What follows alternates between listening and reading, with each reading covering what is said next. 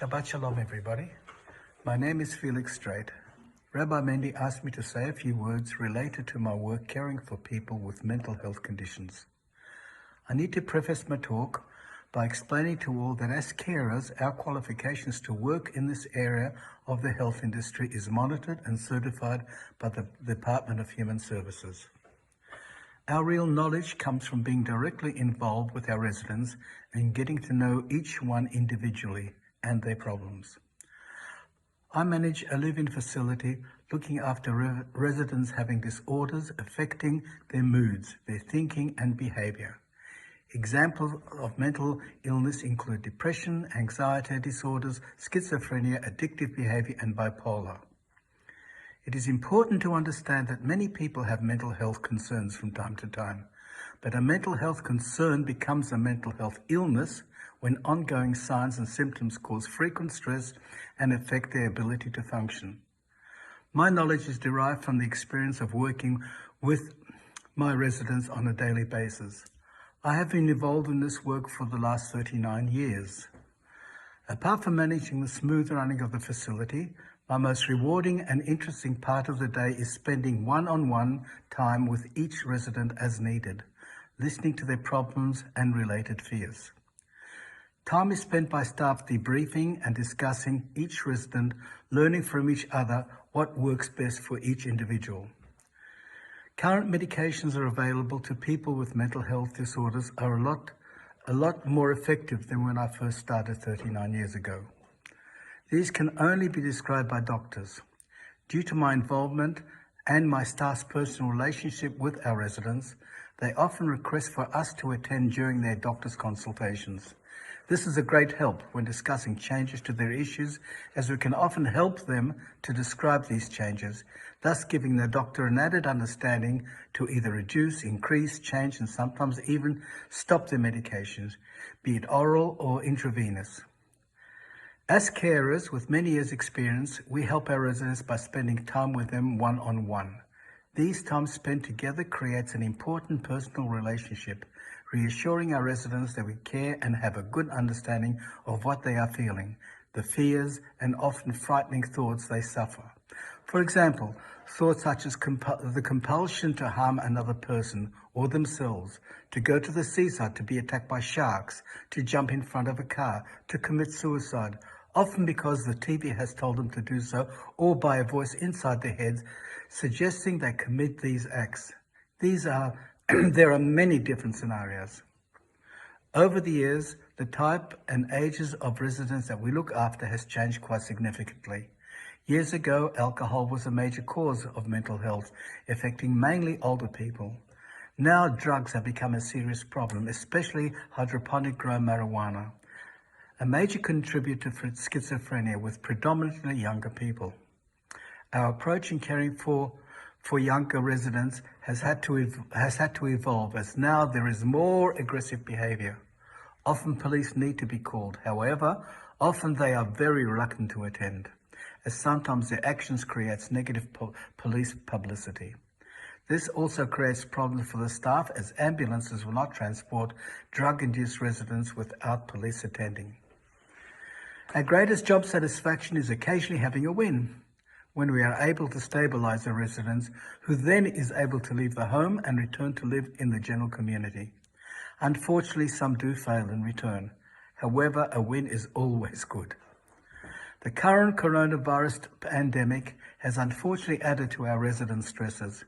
We've had to restrict them from leaving our home to spend time doing what they normally do, such as visiting shopping centers or meeting outside friends, as well as stopping their friends and families from visiting. By keeping our residents up to date with government requirements and restrictions, as well as discussing the ongoing situation, we have been very pleasantly gratified how well most have accepted these unusual living conditions. We've had no outbreaks, and for that we are exceptionally grateful. Thank you, and again, Shabbat Shalom, and stay vigilant and safe. So in this week's Parsha, Vayeshev, God decided to test Jacob in that despite Jacob's righteousness, he should suffer the 22 years ordeal of believing Joseph, his favourite son, was dead, when in fact he was in Egypt. Why did God want to afflict Jacob in this way? Our rabbis explain that through facing life's challenges, one can reach our full potential.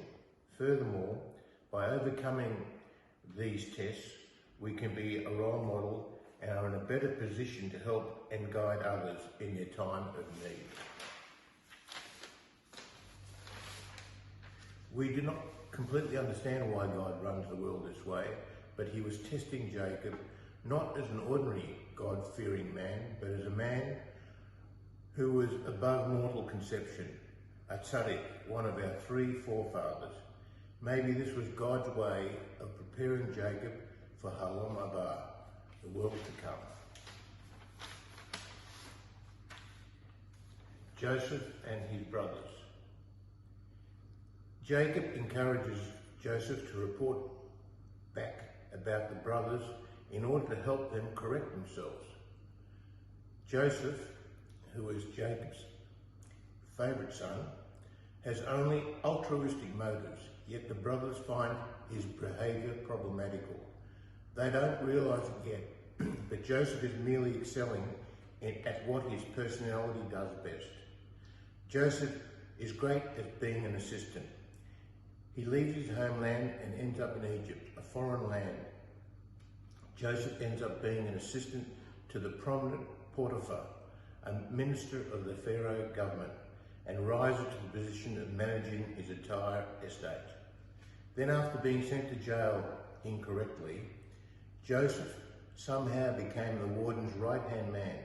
Wherever Joseph goes, whether in aristocratic society or in the dungeon with criminals, Joseph rises to the top.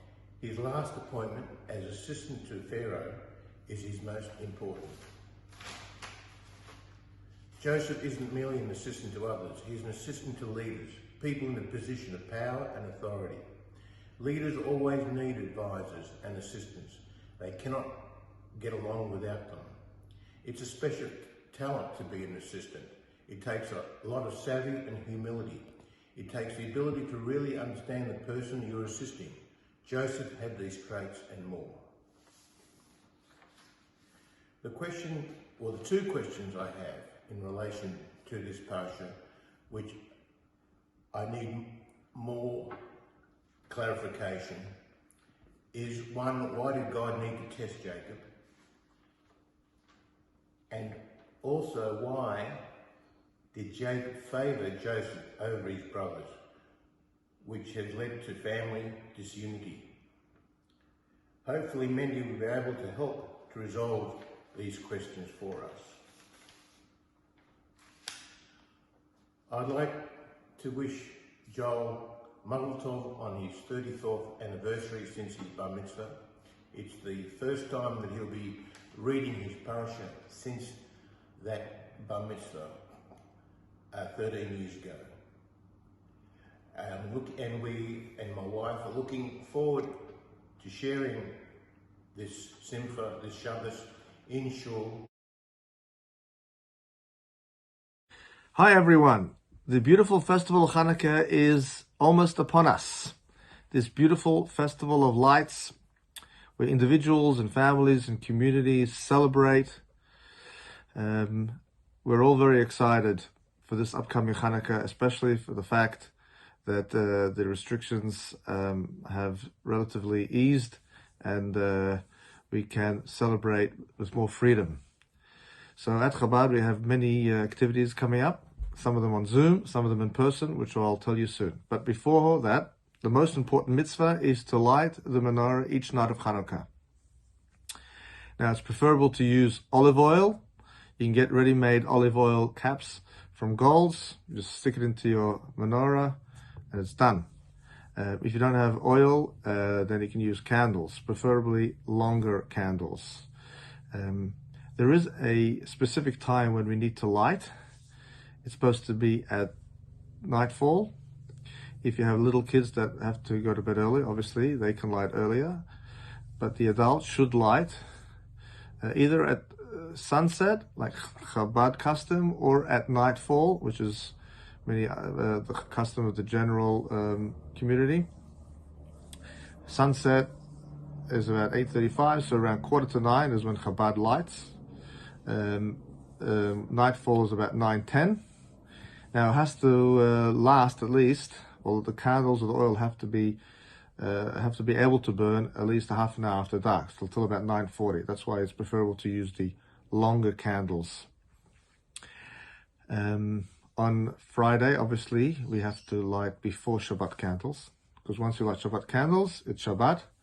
Therefore, we suggest that you bring in Shabbos a bit later, so your Chanukah candles can last at least till 9:40. On Saturday night, obviously, we light the Chanukah candles after dark. But all the rest of the nights, either 8:45 at sunset or 9:10 at nightfall. At Chabad, we're having a number of exciting activities. First, this Thursday night, we're having for the first time a formal lighting ceremony of the giant menorah in front of the Glenara Town Hall. It's a joint venture of Chabad Glenara and the city of Glenara. It's by invitation only, but we encourage you to watch it on Zoom. It's Thursday night from 8 to 8:30.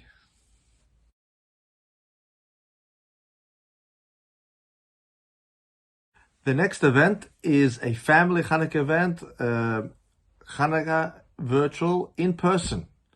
It's fascinating. From 12 to 4, half-an-hour shifts of 25 people. So those 25 people can really get the most of the incredible entertainment that we are providing. It's virtual experiences. You go into this little room and you can have virtual experiences of deep-sea diving, of roller coasters,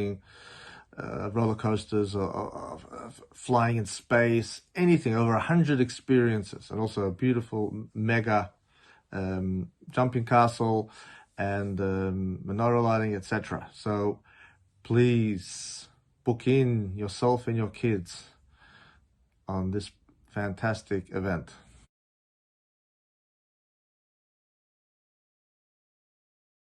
The next event is a teens party. That's going to be on Monday night from 7 to 8 with a mind reader. Fascinating mind reader. So please book in your teens for that great event.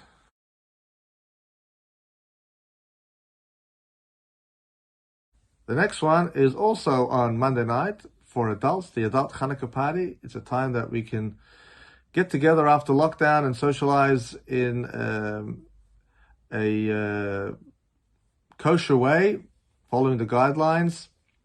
Also having a mind reader and a time to really get together again as a community in a social atmosphere. So please book in for the Chanukah adult party on Monday night.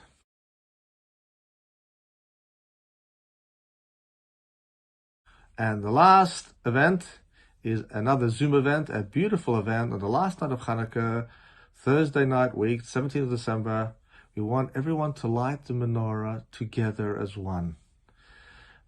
On Thursday night, 17th of December, from 8:45 to 9 o'clock, just 15 minutes of your time.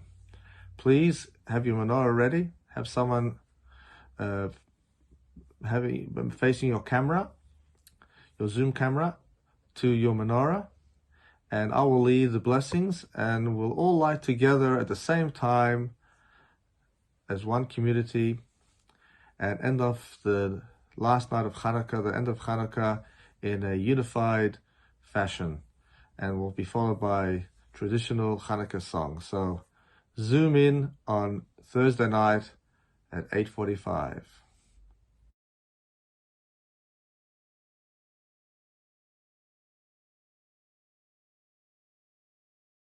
As Shul has resumed relatively back to normal, so this will be the last pre-Shabbat video. We hope that you enjoyed all the previous videos, but now we welcome you to come to Shul and to enjoy our beautiful community and shul experience together. Have a Shabbat Shalom.